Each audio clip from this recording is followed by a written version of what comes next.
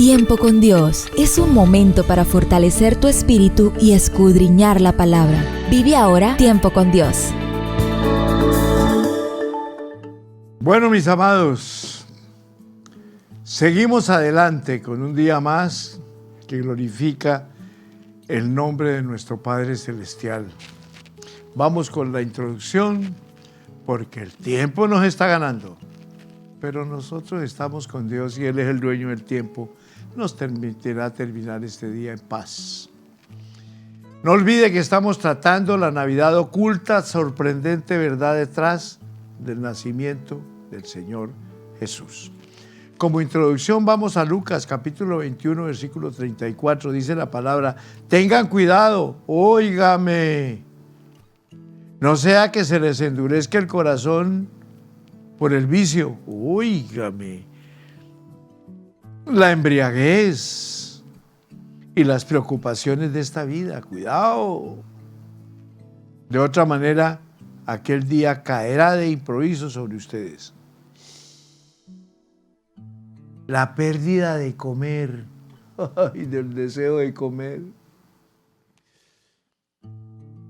Miren, mis amados, durante la gran hambre en China del año 1906 y 1907, el doctor Paxson estaba llevando remedios a las víctimas del campo de refugiados de Xinjiang.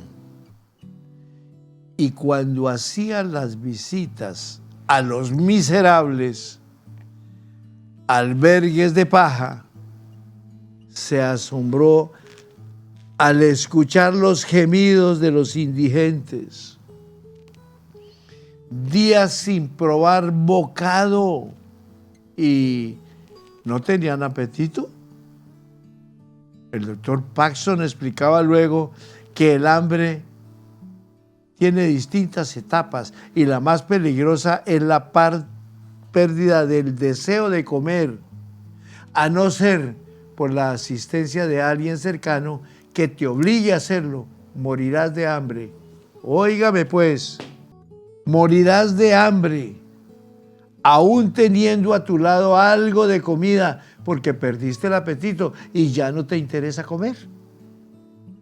Este es un cuadro real de lo que nos sucede a muchas personas que voluntariamente rechazan a Dios, cierran sus oídos al Evangelio de Jesucristo y postergan la decisión más importante de sus vidas, ignorando que cuando quieran, tal vez ya sea demasiado tarde. Óigame. Las distracciones del presente y las preocupaciones del futuro.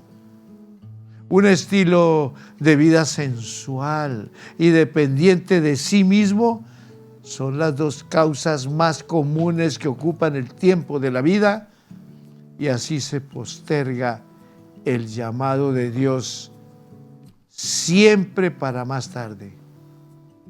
Aquellos refugiados del asilo de Xinjiang habían llegado a ese estado porque no tuvieron el alimento en su momento. Pero tú estás rodeado a diario de la abundante provisión de Dios. Dijo el profeta: vengan a las aguas todos los que tengan sed, vengan a comprar y comer los que no tengan dinero, vengan, compren vino y leches sin pago alguno. ¿Por qué gastan dinero en lo que no es pan y su salario en lo que no satisface? Escúcheme bien. Y comerán lo que es bueno y se deleitarán con manjares deliciosos. Presten atención y vengan a mí, escúchenme y vivirán. Asimismo, la consecuencia fue puesta por Dios en tu interior para advertirte, pero cuidado, si no lo atiendes puedes quedar sordo, o lo que es peor, de tanto hablar y hablar, se cansa y ella puede quedar muda. pensamiento del día. La incongruencia más grande de la vida es morir de hambre, hambre espiritual, teniendo a tu disposición las abundantes riquezas de la gracia de Dios. Que el Señor le bendiga. ¿Dónde está el rey? Ajá. Después de que Jesús nació en Belén, de Judea, en tiempo del rey Herodes, llegaron a Jerusalén unos sabios procedentes del oriente.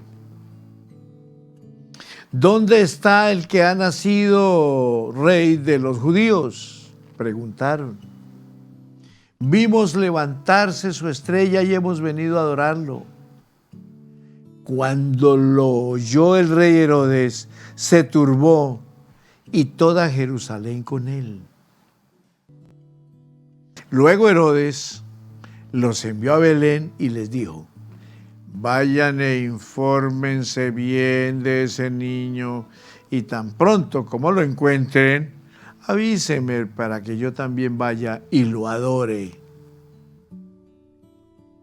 Cuando ya se habían ido, un ángel del Señor se le apareció en sueños a José y le dijo: levántate, toma al niño y a su madre y huye a Egipto.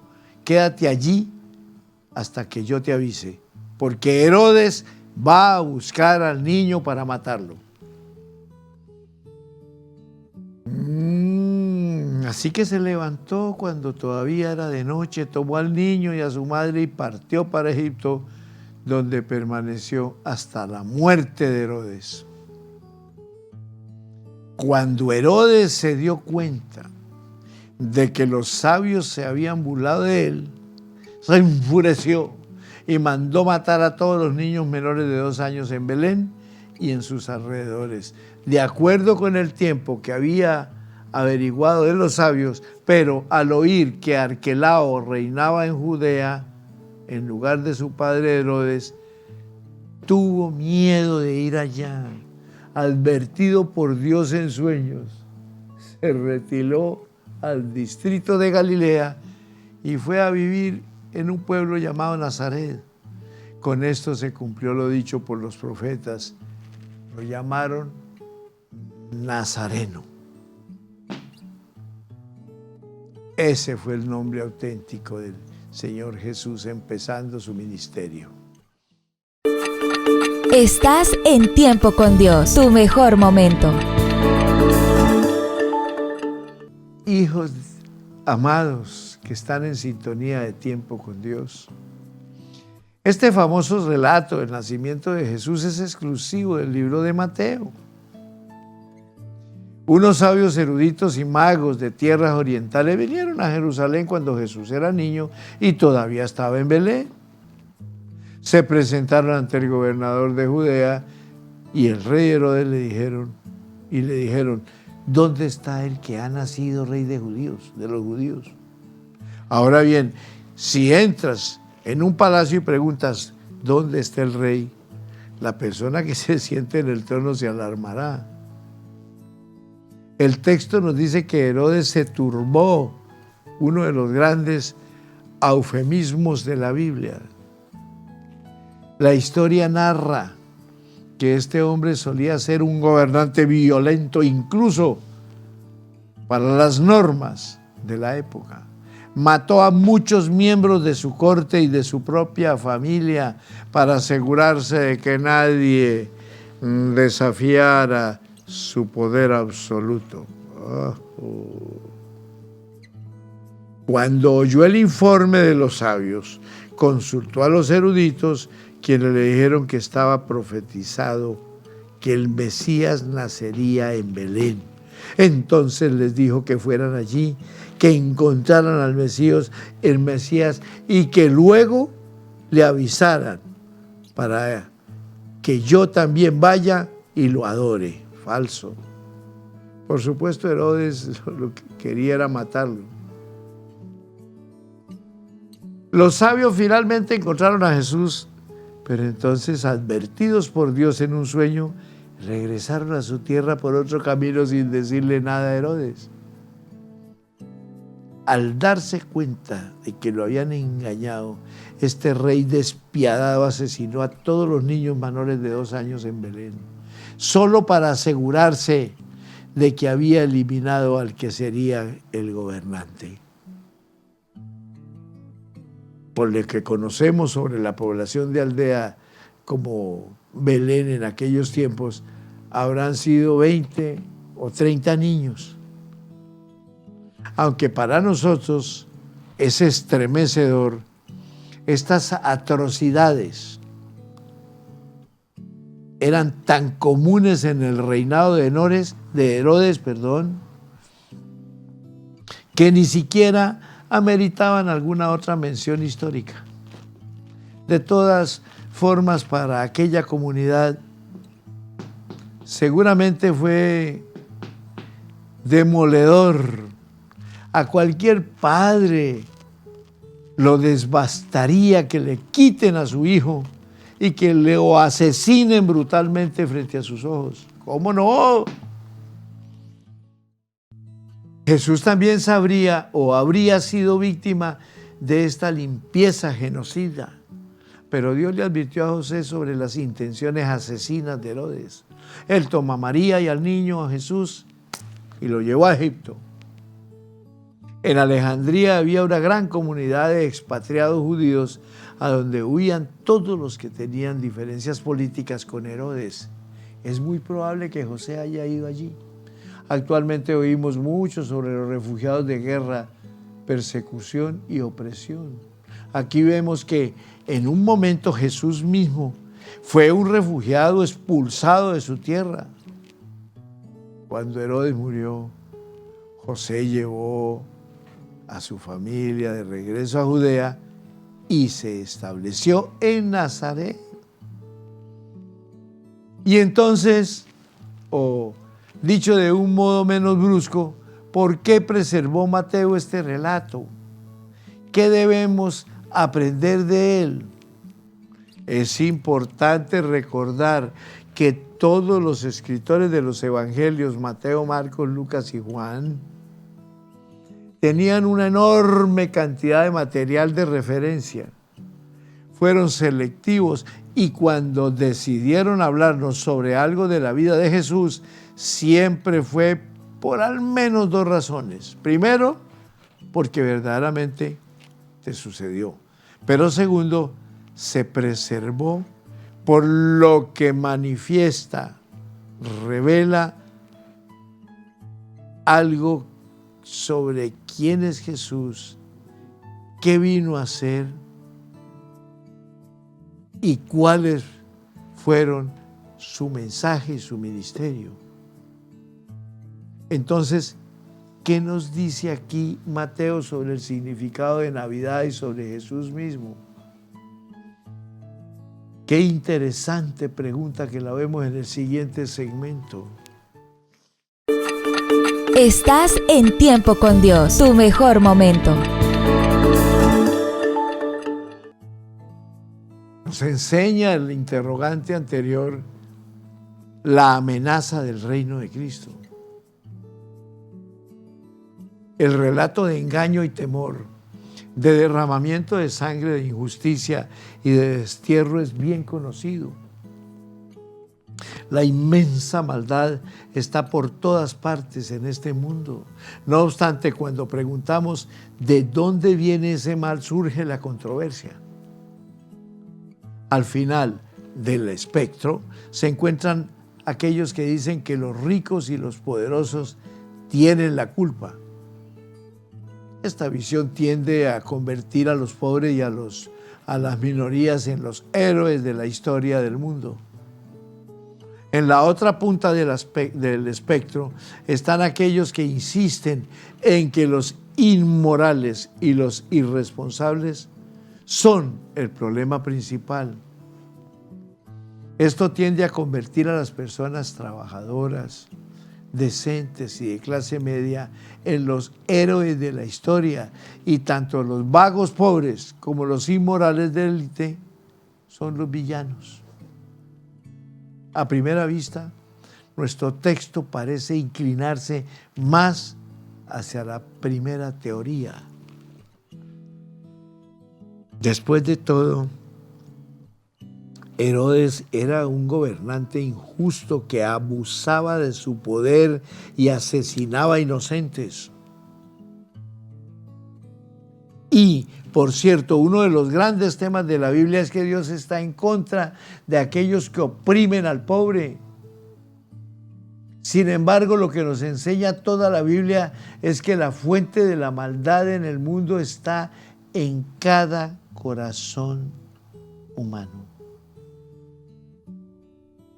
Y que la presencia de Jesús en el mundo revela lo que está mal en nosotros.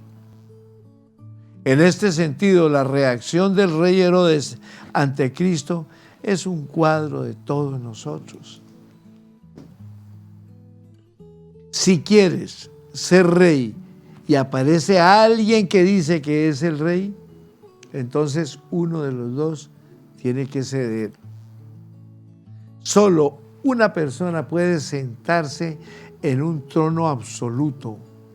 Como hemos visto, Jesús vino a nosotros declarando ser Dios, el rey, y dijo: si alguno viene a mí y no sacrifica el amor de su padre y su madre, y su esposa y a sus hijos, a sus hermanos y a sus hermanas, y aún su propia vida, no puede ser mi discípulo. Este mandamiento no ordena literalmente odiar a la familia, más bien el Señor nos llama a una alianza tan suprema con el que en comparación todos los otros compromisos parecen débiles. Es una declaración de absoluta autoridad, un llamado a la lealtad incondicional que inevitablemente dispara una profunda resistencia dentro del corazón humano. El apóstol Pablo, en la carta de los Romanos capítulo 8, versículos 7 al 8, dice que en su estado natural la mente humana es literalmente enemistad o malicia hacia Dios, y luego añade: no se somete a la ley de Dios ni es capaz de hacerlo. En el centro del corazón humano existe un impulso que dice: nadie me dice qué hacer. La cultura y la educación pueden llegar lejos para procurar engañarnos a esconder este instinto profundo, aún de nosotros mismos. Queremos que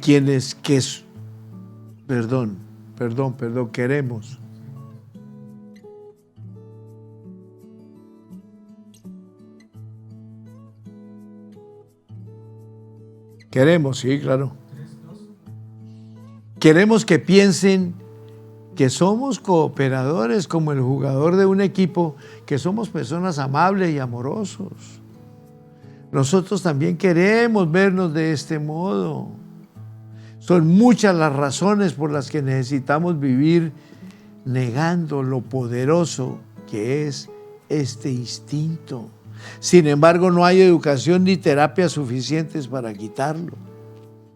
De acuerdo a la Biblia, el mal del mundo se desprende, en definitiva, del egocentrismo, del farisaísmo y del ensimismamiento de todo corazón humano. Todos queremos que el mundo gire alrededor de nosotros, de nuestras necesidades y deseos. No queremos servir a Dios ni a nuestro prójimo. Queremos que ellos nos sirvan a nosotros. Entonces, en cada corazón existe un pequeño rey Herodes que desea gobernar y que se siente amenazado por todo lo que pueda comprender o comprometer su omnipotencia y soberanía. Todos queremos ser los capitanes de nuestra alma, los dueños de nuestra suerte. Óigame. Por lo tanto, existe una enemistad natural entre el corazón humano y todo lo que pretenda ejercer una soberanía sobre él. Se asoma un poquito cuando se nos hacen ciertos reclamos, pero el reclamo de autoridad del Señor Jesús sobre nosotros es definitivo e infinito. Sin ayuda, ningún corazón puede rendirse gustoso a estas demandas. Estás en Tiempo con Dios, tu mejor momento. Nuevamente en el libro de Romanos, Pablo lo expresa claramente. No hay un solo justo, misericordia, ni siquiera uno. No hay nadie que entienda, nadie que busque a Dios. Es normal pensar que esta declaración es una exageración ofensiva. Puedes pensar que tal vez sea cierto, que nadie es perfectamente bueno o justo, pero ¿cómo puedes decir que no hay uno solo ser humano que busque a Dios? ¿No existen millones de personas sinceras que lo buscan? La respuesta de los teólogos cristianos a través de los siglos ha sido marcar dos diferencias. Primero, esgrimen desear las cosas que Dios da: amor, ayuda, fortaleza, perdón, felicidad. No es buscar o desear verdaderamente a Dios instinto. Muchos parecen buscadores, óigame, pero se parecen más a cazafortunas, que hacen amistades o se casan solo por el dinero. La evidencia para esta postura es fuerte, porque hay muchos que confiesan que han dejado la fe porque sus vidas no eran lo que deseaban y porque Dios no respondía a sus oraciones. Señor, misericordia.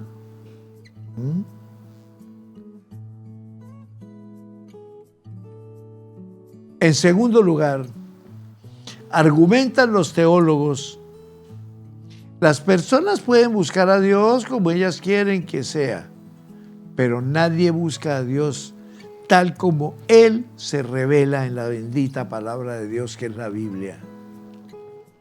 Hace muchos años me encontraba mirando un programa de entrevistas que tenía como invitado a un ateo. Escuchen bien. El anfitrión creía en Dios, pero en la discusión el ateo se llevó lo mejor del debate.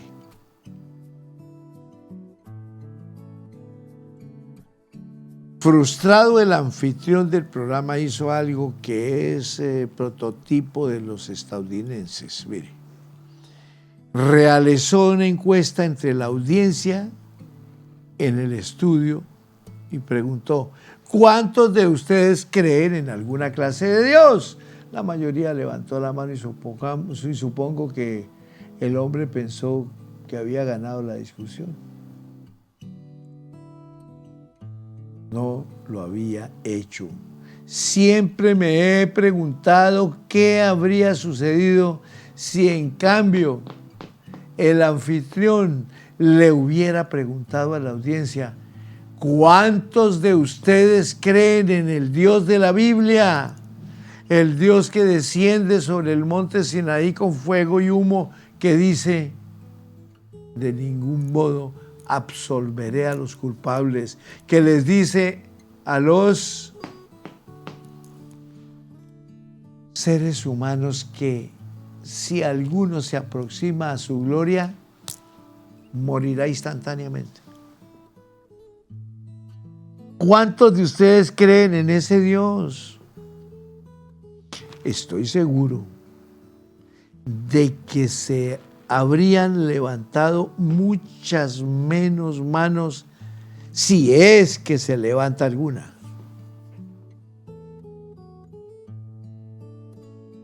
Gloria a Dios, gloria a Dios, gloria a Dios. El Señor Jesucristo viene pronto. Terminamos esta casi que prefinal, siempre dando la gloria al que vive por los siglos de los siglos. Mañana concluimos esta semana y quedamos listos para conocer maravillosas cosas que Dios nos va a enseñar. Bendiciones para todos en Cristo Jesús. Amén y amén.